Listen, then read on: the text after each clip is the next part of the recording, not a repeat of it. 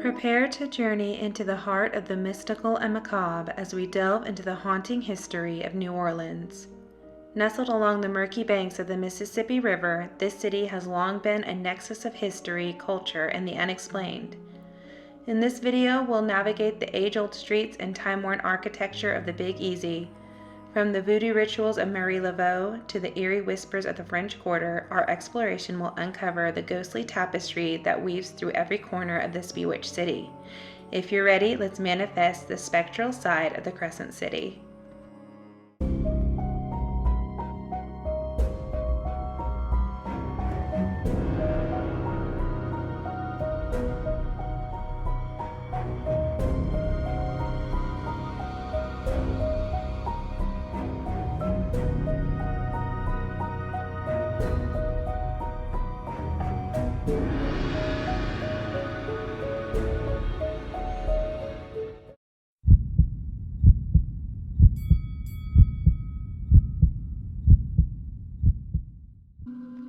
Standing on Royal Street in the French Quarter and built in 1832, the LaLaurier Mansion was the tragic scene of unspeakable horrors. During a dark time in America's past when slave labor was at its height, Madame Delphine and her husband, Dr. Leonard Lalaurie, lived in the mansion and were both highly respected members of the society. Delphine was known for her lavish parties and social get-togethers and was the epitome of a Southern belle. The New Orleans elite were unaware, however, that the Lalauries were hiding a dark secret within the walls of the mansion. It wasn't until a fire broke out on April 10, 1834, that the truth was uncovered. When the firemen arrived, they found a strange barred door leading to the attic that was locked. When they broke the door down, they smelled an overpowering odor of death. What they saw was even worse. These are the words from the April 11th issue of the New Orleans Bee paper. Upon entering, the most appalling spectacle met their eyes. 7 slaves, more or less horribly mutilated, were seen suspended by the neck with their limbs apparently stretched and torn from one extremity to the other. Language is powerless and inadequate to give a proper conception of the horror which a scene like this must have inspired. We shall not attempt it, but leave it to the reader's imagination to picture what it was. It seems that the doctor had been acting more like a mad scientist. Amputations had taken place, limbs removed and reattached to different people, skin removed from one face and sewn on to another. The residents were outraged and demanded justice. An angry mob quickly formed and descended upon Royal Street, but the Lalauries managed to slip away and were never seen or heard from again. Some believe they moved to France. In the late 1800s, during renovations, workmen tearing up floorboards found several human skeletons believed to be more torture victims that had died before the fire took place. The mansion's new owners and staff reported unexplained phenomena such as seeing a woman peering over the crib of a sleeping baby, and a male staff member woke up to being strangled by a woman. It wasn't until he noticed he could see the bedroom window through her that he realized she was a ghost. After a few seconds, the pressure left his neck and the apparition disappeared. In the 1890s, the LaLaurier Mansion was turned into a boarding house. One night, a lodger returning home from a long day's work made his way up the stairs toward his room. At the top of the stairs, he saw a black naked male wrapped in chains. The lodger shouted and took a step toward the man, but the spirit disappeared. The mansion has had several owners, including actor Nicolas Cage, who reportedly only spent one night in the house. Today, it has a new owner. If you stand outside the Lalaurie Mansion at night, you might see or hear something from the house's gruesome past.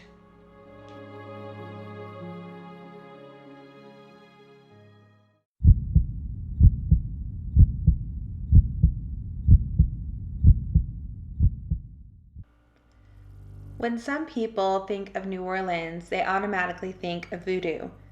Voodoo is a religion that was started from African Americans that were banished from worshiping the African gods, so they worshipped under the guise of Roman Catholicism. Eventually, the two religions melded together to form Voodoo. The most famous Voodoo practitioner was Muriel Laveau. She was born in 1801. Since she was half white and half African, she was born free from the confines of slavery. By day, she was a hairdresser to the wealthy white and Creole women of New Orleans. By night, she practiced voodoo. Soon, word got out that Marie had special abilities concerning voodoo. The wealthy began coming to her for help. Her most famous spell involved an aristocrat's son that claimed he was being wrongfully accused of assault on a woman. His father pleaded with Marie to get an acquittal for his son. She mixed a concoction of herbs, roots, and oils in a small bag and placed it on the judge's doorstep with a note proclaiming the son's innocence. She then placed 3 peppers in her mouth and placed the pepper stems under the judge's chair. The son received a verdict of not guilty. The father was so pleased he gifted Marie a house. Today, Marie's spirit is reportedly seen walking down the 1000 block of St. Anne Street where she once lived. People visiting Marie Laveau's House of Voodoo say they can feel icy fingers on their shoulders when they're alone in a room. She is also sighted in St. Louis Cemetery, and people come to her gravesite to this day to ask for favors from beyond the grave. They place a red X on her gravestone, and once their favors have been granted, they return to her gravesite with a gift. If they don't, legend has it, they will be cursed.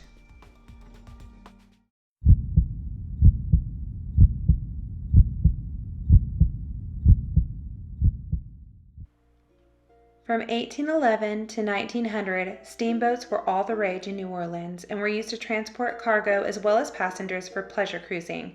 When the steamboats began to die out, one man, Captain Gordon C. Green, refused to quit steamboating.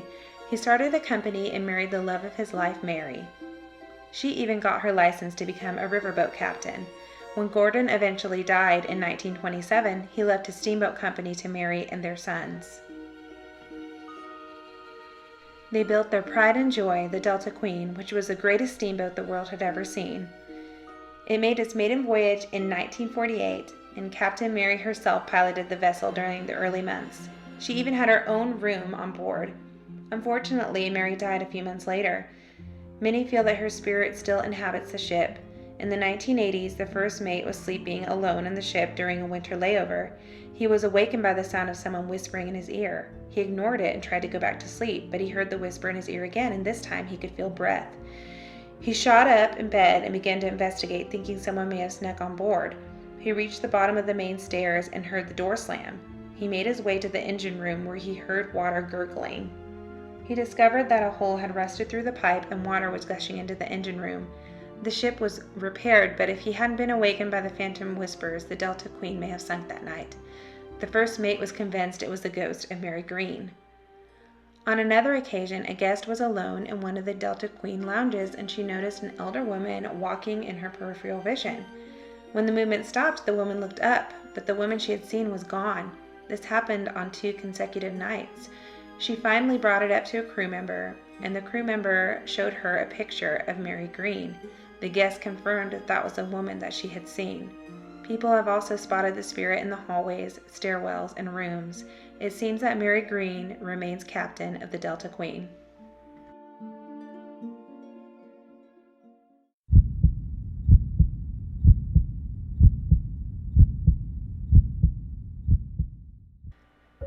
When visiting from out of town and looking for a show, don't miss Le Petit Theater in the French Quarter. This historic playhouse hosts a variety of performances, live music, and special events. It's also home to some intriguing ghosts. One tale recounts a tragic incident where an actress dressed as a bride jumped out of a top window of the theater. The reason for her suicide is unknown. Her spirit is said to linger still in the theater's courtyard. Witnesses have felt sudden drops in temperature and even spotted her reflection in the fountain. Another ghost story involves an actress named Caroline who fell from the catwalk and is now said to haunt the theater in the evenings. The theater is also known for its unfriendly ghost, a former manager who committed suicide. Staff working at night have felt his presence, heard doors slam, and had belongings mysteriously vanish only to reappear later. Perhaps the most chilling of the theater's ghostly encounters involves a staff member who swears that he was slapped in the face by a ghostly nun while there was a performance going on. Despite these hauntings, Le Petit remains a cherished community theater, and some say the ghosts add to the theater's charm.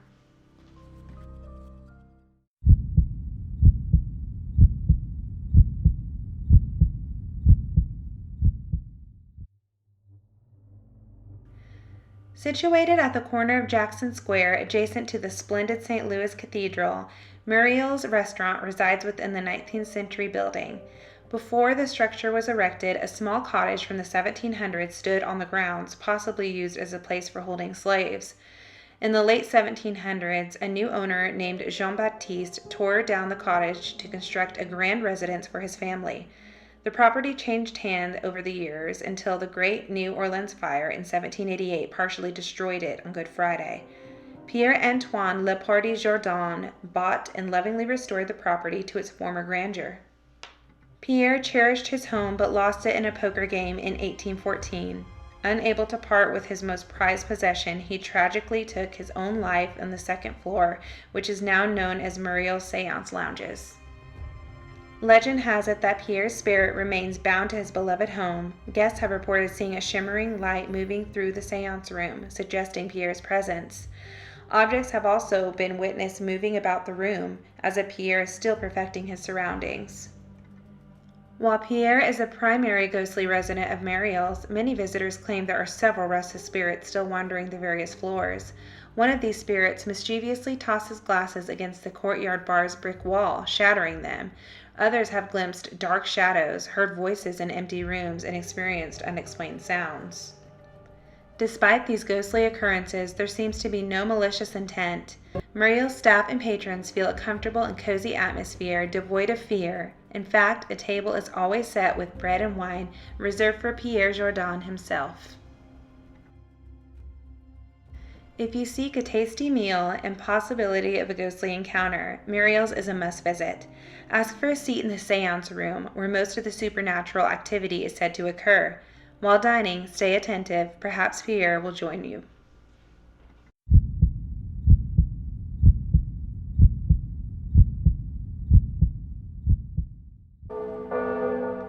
In the year 1728, a group of young women arrived by boat from France. Each one had with her a coffin-shaped chest containing all her possessions. This earned them the nickname Les Filles à la Cassette, or the Casket Girls. After nearly 6 grueling months crossing the Atlantic, they were eager for their arrival into New Orleans. Hand-picked by the Bishop of Quebec, under orders from the French king, these young women were acceptable age and background. Their sole purpose was to find a suitable match among the French colonists in Louisiana. However, upon their arrival, whispers began to circulate amongst the town's inhabitants. Pale, the Frenchmen muttered as they observed the women, who were meant to become their brides. Their skin was so fair that it reddened and blistered in the harsh subtropical sun. The young women were taken to the Ursuline Convent until they found husbands. They were placed under the care and protection of the Ursuline nuns. The destiny of the Casket Girls took an unexpected turn. Local men showed little respect for them. Some were forced into unwanted marriages and suffered mistreatment by their husbands. Others, left unwed and alone, were pushed into prostitution. The French king decided it was time to act. He demanded the return of these girls to France. When the Ursuline nuns heard the orders, they took the casket-shaped chests that held the girls' belongings and brought them to the 3rd floor of the convent. But when the nuns returned to the 3rd floor later, they discovered one of the chests was open and sat completely empty. They opened the others, and they were also empty. They meticulously searched every corner of the 3rd floor, but the belongings were never found. No one, apart from the nuns, had entered the convent that day. It was as if no belongings had ever been in them, and they had been empty all along. Suspicion arose that these young women might be something other than they claimed to be. The 3rd floor doors were bolted shut, and the windows were secured with nails blessed by the Pope himself. Whispers started again, this time adding one word: vampire. Rumors swirled that the girls slept in the caskets during the day and flew out the windows at night to feed on innocent victims. The top floor shutters of the Ursuline Convent's top floor remain sealed to this day.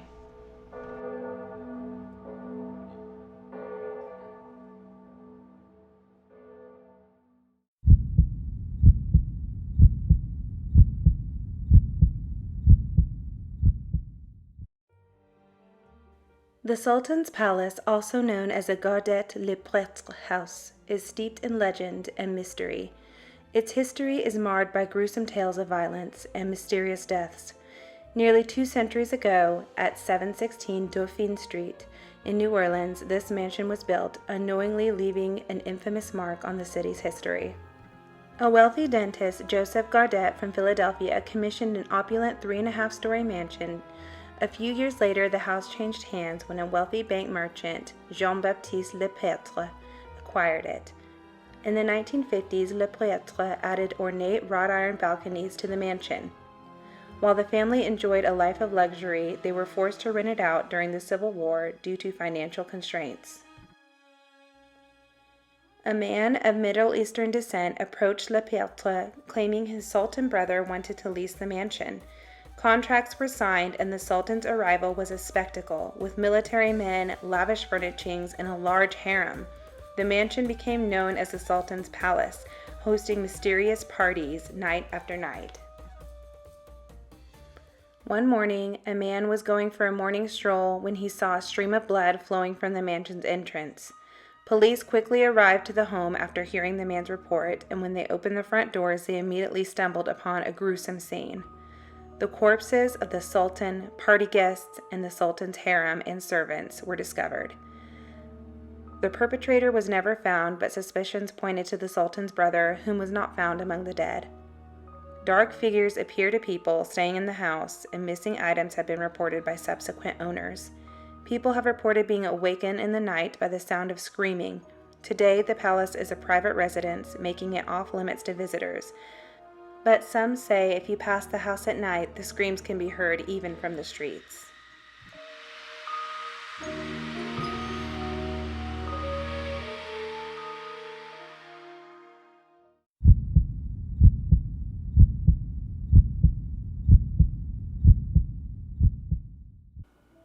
In 1823, Louis de Filot established a pharmacy in the French Quarter, crafting a townhouse with a pharmacy on the first floor and living quarters on the second. De Filot holds the distinction of being America's first licensed pharmacist. During that era, pharmacists assumed roles equivalent to today's doctors, only they utilized a wide array of remedies, from plants and herbs to minerals, animal parts, leeches, opium, and even voodoo. In 1855, the pharmacy was sold to Dr. James Dupont, ushering in a troubling chapter. Under Dupont's ownership, the pharmacy's renown dwindled as he delved into experimental pharmacology, incorporating substances like cocaine and heroin into prescriptions.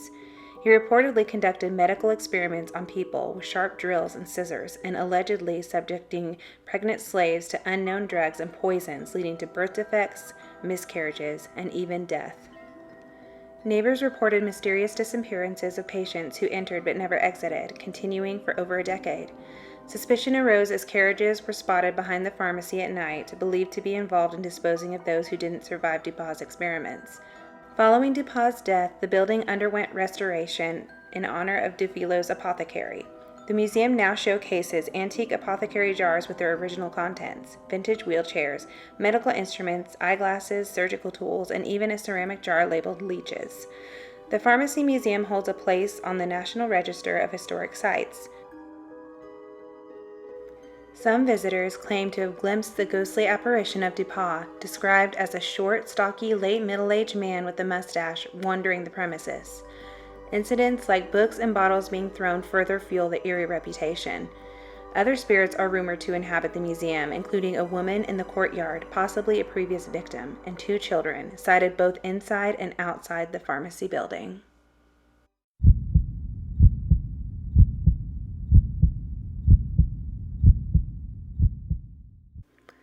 Located in St. Francisville, Louisiana, outside of New Orleans, sits the Myrtles Plantation Bed and Breakfast. With its majestic wraparound veranda, blue trim, and Spanish moss-covered surroundings, the Myrtles Plantation is a beautiful sight. But the history and ghosts of this place are not for the faint of heart. The plantation was owned by Mr. and Mrs. Clark Woodruff. Mr. Woodruff was a prestigious judge and owned numerous slaves. One of his house slaves went by the name of Chloe, who for many years fell victim to Woodruff's cruelty. Chloe tried to protect herself from the abuse by listening in on Woodruff's conversations and modifying her behavior. One day, after being caught eavesdropping, Woodruff had one of Chloe's ears cut off, forcing her to carry the shame and disfigurement the rest of her life. Her mutilation was hidden at the request of the Woodruffs by the use of a turban. One night, when the judge was away on business, Chloe baked a cake for Mrs. Woodruff and the children. She placed poisonous oleander leaves into the cake to poison them. The reason may never fully be known. Some say it was for revenge. Others suggest Chloe was so fearful of losing her household position, she thought if she could get them sick and nurse them back to health, she would be seen as valuable, and it would secure her position as a house slave and save her from the harsh reality of working in the fields. Tragically, the dosage was lethal, and it ended up killing Mrs. Woodruff and her 2 children. After word spread of her actions in the plantation, the other slaves took their own revenge. Chloe was hanged by the neck from one of the trees on the grounds. She was then weighed down by rocks and thrown into the Mississippi River. 2 little children have been reported playing on the Myrtles property when no children have been checked into the bed and breakfast at the time. The plantation was the site of other gruesome activity after Chloe's death. The new owner, a wealthy man, and his 5 children would pass away from tuberculosis on the property. The home was later passed to one of his surviving daughters and her husband, the Winters. One night, an unknown man rode up on a horse yelling to see Mr. Winter. As Mr. Winter came out to address him, he was shot at point-blank range on his front porch. He retreated into the home and staggered up the stairs to eventually die in the arms of his wife. The sound of his strong and forceful stomps still linger in the home today as visitors report hearing heavy footsteps from the empty staircase. The paranormal activity became more noticeable beginning in the 1970s once it was purchased by the Myers family. Multiple guests and residents reported seeing the transparent and ghostly apparitions of a young girl wearing a turban moving throughout the property. In 1992, the current owners, the Moss family, took over the property. A photo taken to be used for insurance purposes seems to have captured the spirit of Chloe.